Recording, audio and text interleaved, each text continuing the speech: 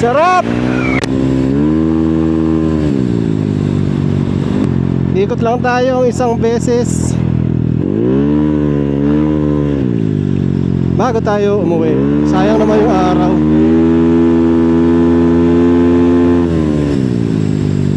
Ayun, at update lang guys, kasi may good news tayo. So ang event po natin sa December 6 ay matutuloy na sa Bapsilog. So hindi na po tayo lilipat ng venue.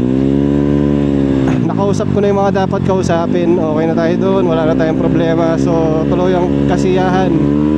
And mas komportable ako dito sa Bapsilog kasi sa totoo lang. Kasi kilala natin yung may-ari, mababait. And malawak yung pwesto.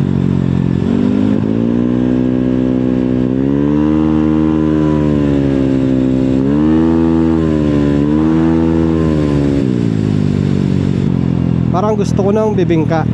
Tanungin ko nga si Mrs. kung gusto niya.